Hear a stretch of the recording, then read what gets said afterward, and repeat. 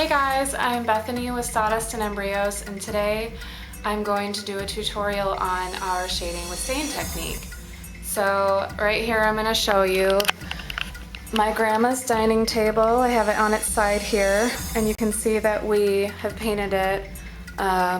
It's actually warm silver by Modern Masters, and we've completely sanded the top surface so it's ready to accept the stain. I had traced out a flower, this rose, onto a transparency and projected it onto the table and traced it with a pencil. You can see some of the pencil lines there. So as far as some of our supplies go, our stain of choice is Rust-Oleum. And today we're going to use the Kona stain because it's one of their darker stains and it'll give us that contrast that we need. We've got rubber gloves, and I cut up one of Nick's t-shirts because we need some cotton cloth.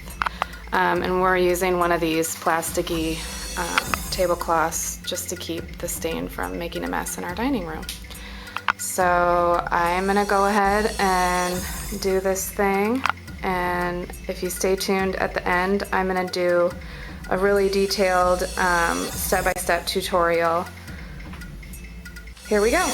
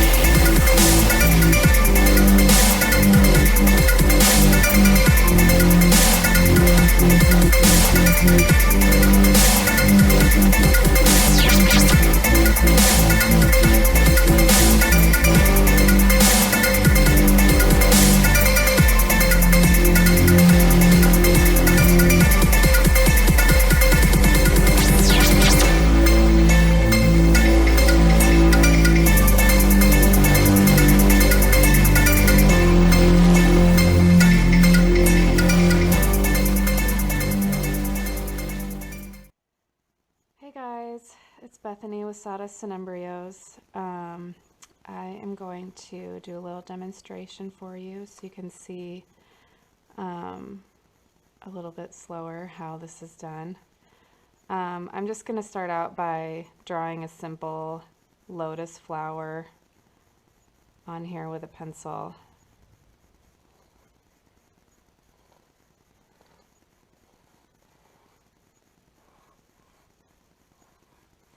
It doesn't have to be perfect because I'm just doing this to show you how I do some of the shading and stuff.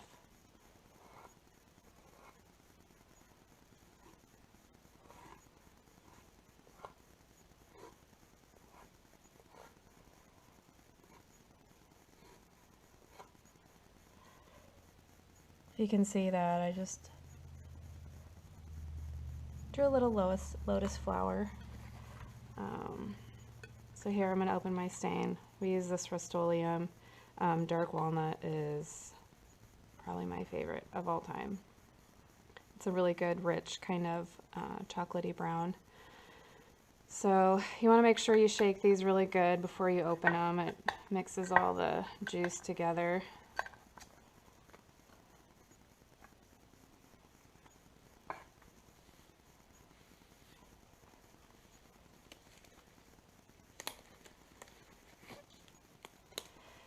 I've got my rubber gloves because this is going to get messy. And I have just a clean cotton cloth that I'm going to use. And that is all that you need for this. This technique actually helps if your fingernails are a little bit longer because you'll use that kind of point of your fingernail to make some really sharp lines with the stain. My fingernails actually aren't very long right now, so we're going to just hope that this works. So I'm going to start out by just staining this right up along the base of that petal, and then with a dry piece of my cloth I'm going back and scrubbing at it a little bit because I want to get rid of that line.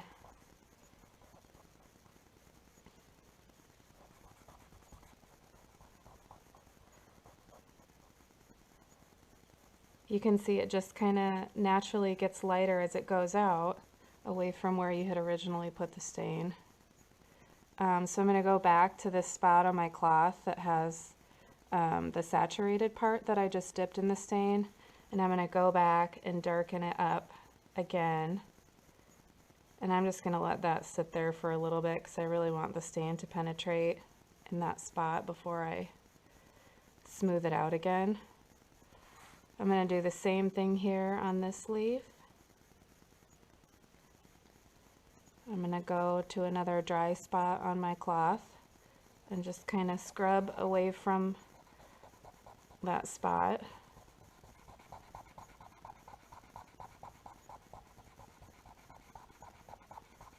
And just get farther away. It'll get lighter and lighter. And then I'm going to go back to that saturated spot on my cloth and just kind of darken that again to let it sit. This other piece over here has been sitting long enough that I'm going to do some more blending on it before it gets too dry. So then I'm going back to my saturated spot. I'm going to dip just barely in the stain, and I kind of wipe off the excess here on the edge of my can.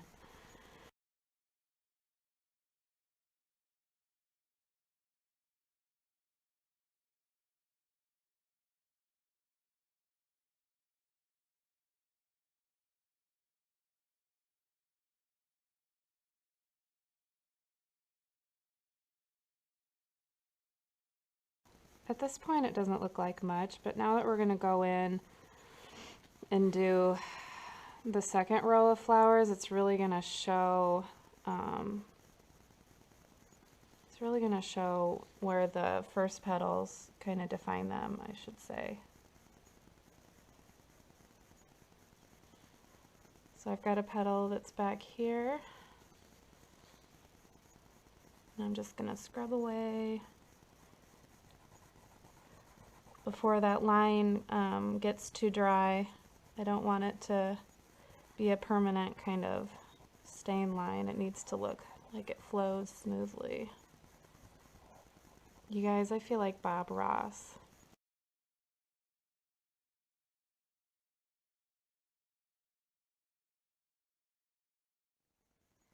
So I'm gonna just leave some of that wet stain there in the peak and let it really absorb till it gets darker. And I might end up going back and doing that around here too, where I want it to really, really be like a dark contrast.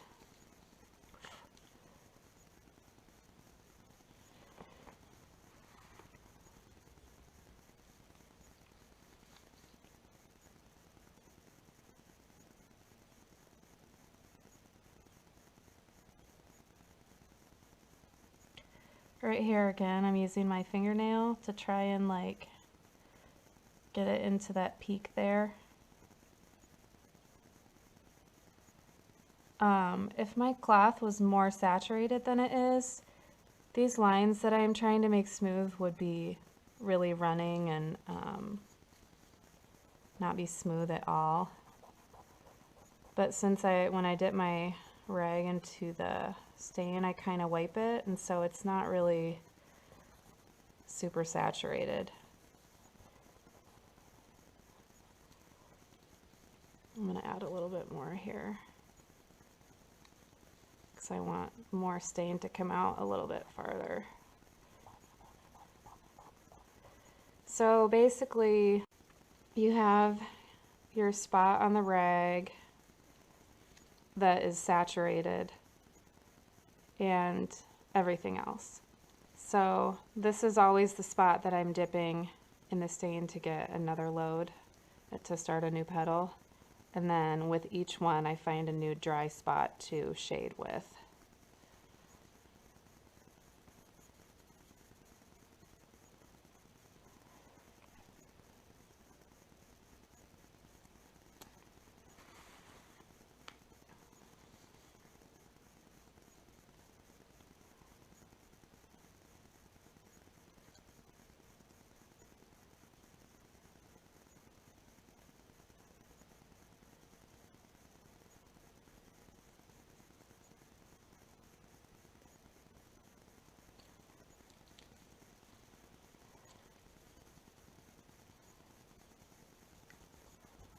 Sometimes the stain will really soak in fast. You can see right there, like you can still kind of see where the line was. So I'm going to want to do this fast because it's kind of soaking in. And the more pressure that you apply, the better it's going to cover up that line for you. And I actually want to add a little bit more stain there because this is a really big leaf, so I want my shading to go out a little bit farther.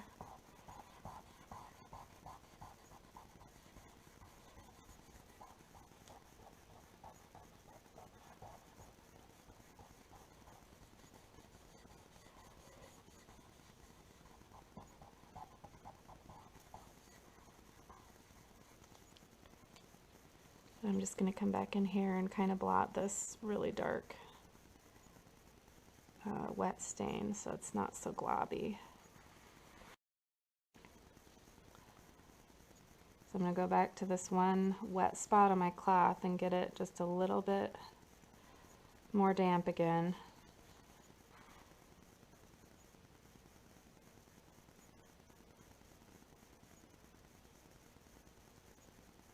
Just go down right there in that peak.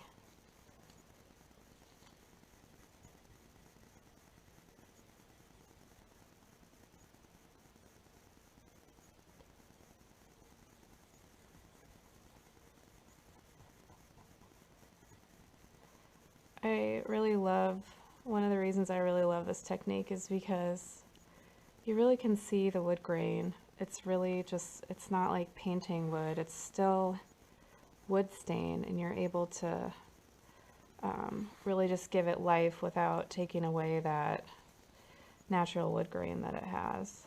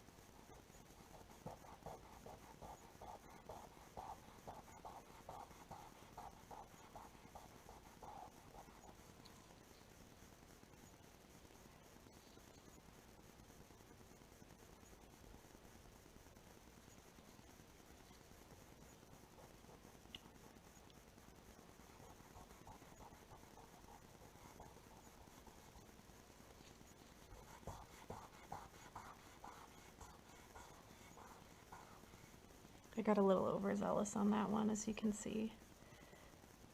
Too much stain there, but that's okay.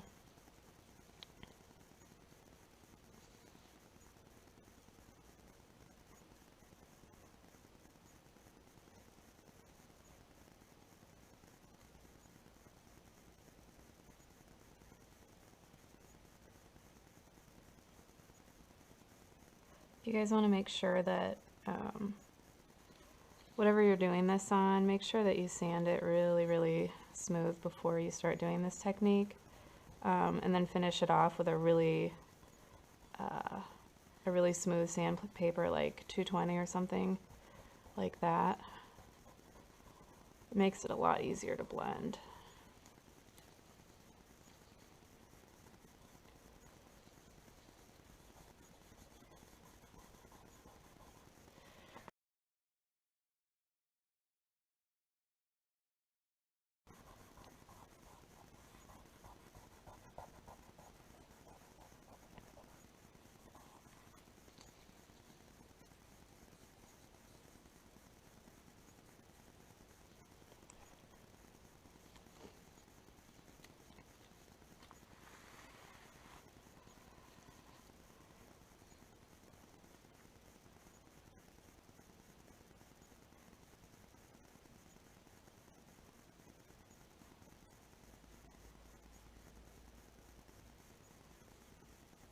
This is a really big leaf, so, or petal I should say. So I'm going to kind of bring the stain out pretty far.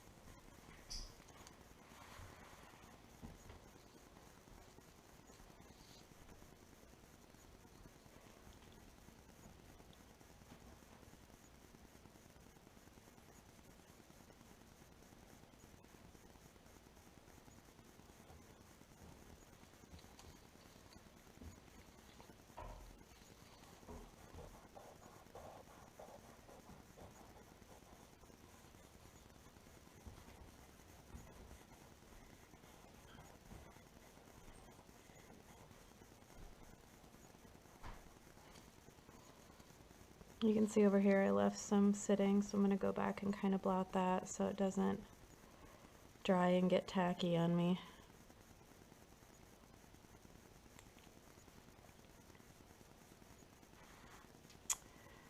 Okay, what do we still have here?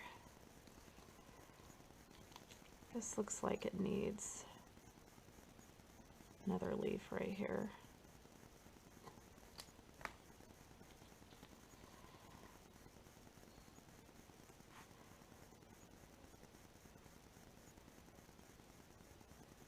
The thing about stain is that it is kind of permanent.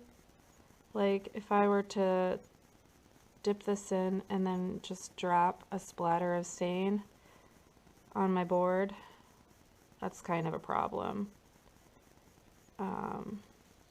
But it is forgiving in that you can really just kind of mold it the way you want it as far as shading and getting that gradient look that you want. And really, if you did just completely ruin it, you could strip it.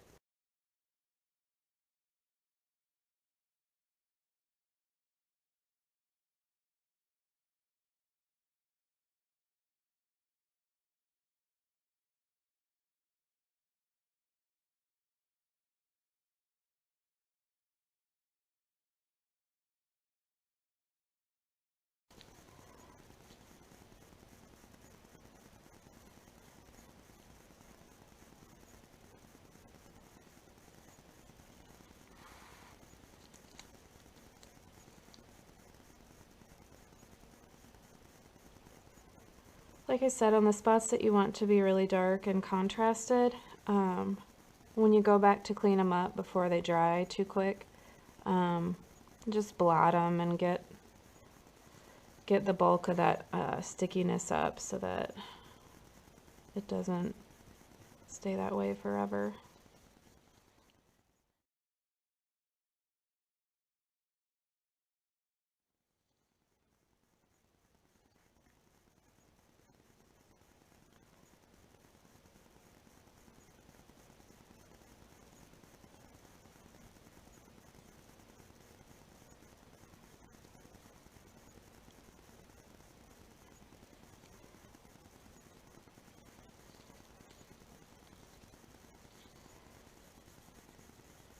Is this helpful? I feel like I just don't know.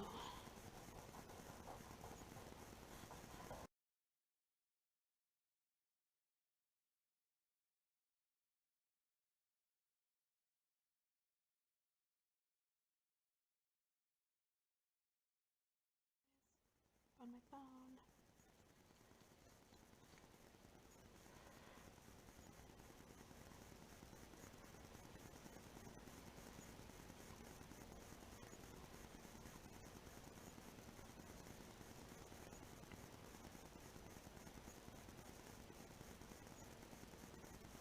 So all these little peaks on the outside, those are the bases of new petals that go off the edge, so they just need to be dark. So that's why I'm not really doing any shading there. I'm just kind of making them dark and wiping off the excess.